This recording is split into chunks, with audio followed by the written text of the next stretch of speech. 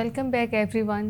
Today we are back to another class, another interesting agenda of consumer behavior, and today we are going to dive a bit deeper into the consumer research process, but we are focused especially this time on the quantitative approach, the quantitative research basically, and the type of instruments which are used to collect data in quantitative research, and how the qualitative and quantitative research can be combined to produce uh, richer and more accurate insights about the consumers. So, let us begin in a very nice flow, and slowly we will be building the whole picture.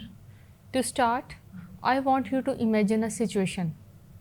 Let's say that a company wants to launch a new soft drink, but before they launch it, they need to know about the consumer's perspective regarding the soft drink. Do the people prefer sweet or less sweet drinks? Do they like fizzy drinks or still drinks? Do they want uh, fruity flavors or the classic one like cola? And how much they are willing to pay? That's also very important to know. All of these questions cannot be answered by the guesswork. They need a structured process, and a structured process is called consumer research process, which is our agenda for today's lecture. Now, we will talk about the consumer research. We usually, whenever we talk about consumer research, we usually divide it into the two broad categories, namely qualitative research and quantitative research. But today, our main focus will be the quantitative research, which deals with you can say numbers, measurable information, and large sample sizes. And still, we will also discuss how both quantitative and qualitative research can be combined to strengthen the overall study. So, dear students, let us begin with understanding the scope of quantitative research. So, the quantitative research is used when we are going to measure something and we are going to calculate something. It is used when you want numerical proof of something. For example, if the company wants to know what percentage of customers are satisfied or how satisfied the people are, and how many people prefer some product A over the product B, and how often the consumers buy a particular shampoo in a month. These are all numerical questions, and whenever the answer needs numbers, we can say that we are using the quantitative research. It is also useful when the companies want results that can represent a large portion of the population. For example, you can imagine if 1000 consumers are surveyed and 78% says that they prefer lemonade or lemon drink or lemon flavored drinks, the company gets a very clear measurable direction. So, the quantitative research is also used when the predictions are needed. If 80% of the people say that they will buy an organic version of a product, the company can estimate the future sales. So, the quantitative research is very structured, organized, and follow the fixed plan. It gives a clear and comparable results. Now, think of it like how important this is while making the business decisions. Companies spend millions of dollars in launching a product, and then they cannot take a risk without the proper data. That's the main reason that the scope of quantitative research is extremely wide. It is used for pricing decisions, for product development even, and it is used for measuring the brand loyalty as well, and understanding the consumer satisfaction, testing the advertisements, and forecasting the demand. So, I must say that without quantitative research, most strategic decisions of the company would become guesswork, which is not acceptable after spending millions of dollars over a product. Now, let us move to the quantitative research data collection instruments. So, the instruments means that the tools we are going to use to collect the particular data. We do not simply sit with a paper and ask that random questions. The instrument must be systematic and carefully designed because the data collected must be reliable. One of the most common instruments is the survey questionnaire. This is the heart of quantitative research, and it includes close ended questions, you can say rating scales, yes or no question, even the multiple choice answer question, and the Likert scale statements like you can say strongly agree to, strongly disagree, and in between them. And the instrumental questions like how many times do you visit a cafe per month? Survey can also be conducted online or maybe face to face or in a telephonic way or through an email. So, today the online surveys are extremely popular method because they are obviously easy, fast, and can reach a larger number of people. Another important instrument is a structured observation. This is when the researcher watches people but in a very controlled environment. For example, uh, you can imagine that you can imagine like placing a camera or an observer near a supermarket shelf to count how many people pick up a certain product.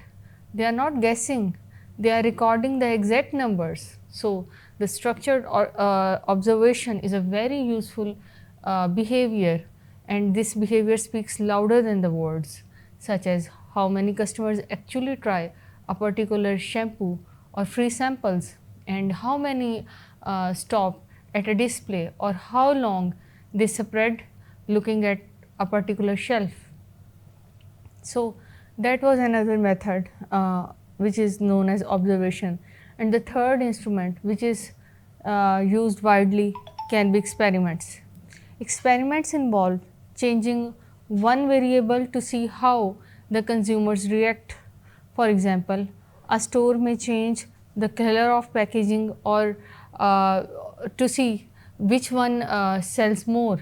Another example is changing the price to see if the sale increases or decreases.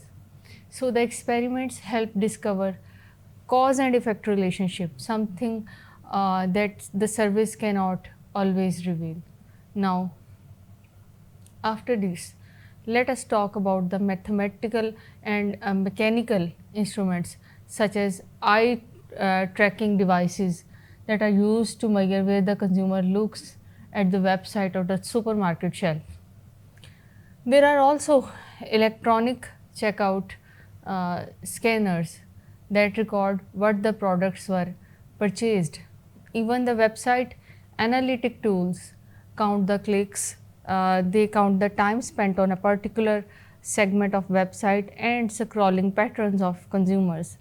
These instruments collect numerical, measurable data without directly asking the consumers, and in many cases this type of data is more accurate because people often say one thing because and later on they behave differently. So, after understanding the instruments, let us now discuss how qualitative and quantitative research can be combined to generate more fruitful outcomes. This is called mixed method research. Sometimes the numbers alone cannot explain everything. For example, imagine that your survey shows that 20% of the people like the new flavor of the drink. This tells the result, but it doesn't tell you why. So, the quantitative research gives you what, but the qualitative research gives you answer to why they liked or disliked a particular flavor. That is how the companies combine both the techniques together to generate more fruitful outcomes.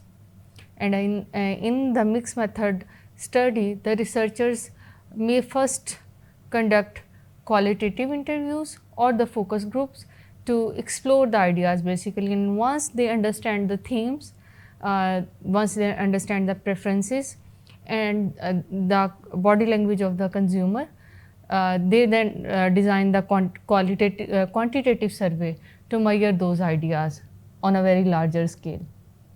Sometimes the order is also reversed. First, they collect numbers and then they conduct the interviews to explain the results. So, combining both the methods make the study more complete, more accurate, and obviously more credible. For example, you can say, I'll give you an example here. Let's imagine that the company finds through quantitative research that the consumers prefer cheaper products, but the qualitative research reveals that the reason is not just budget issues. It might show that the consumer believe that the expensive products are unnecessarily fancy and maybe risky. This deeper understanding can shape better marketing strategies. So, the mixed method research is highly valuable for the consumer and consumer behavior studies, because humans are by instinct a bit emotional, logical, and sometimes unpredictable, and influenced by the culture. They are influenced by society and their own personality.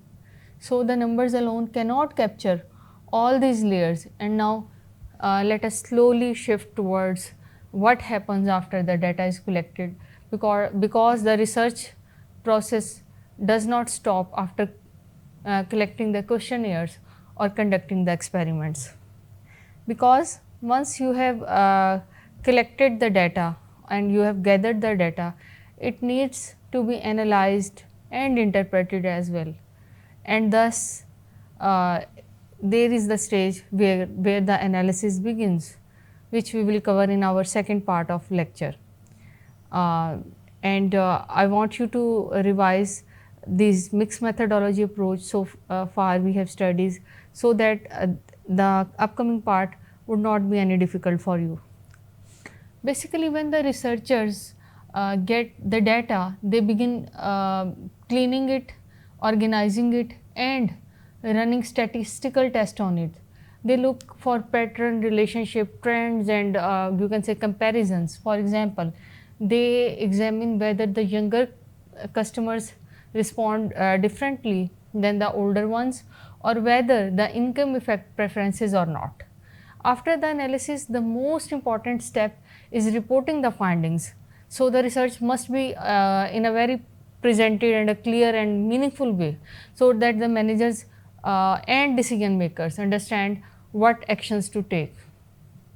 So, this was all for our part 1, and we will be back with our part 2, in which I will discuss the interpretation of the results. Thank you very much.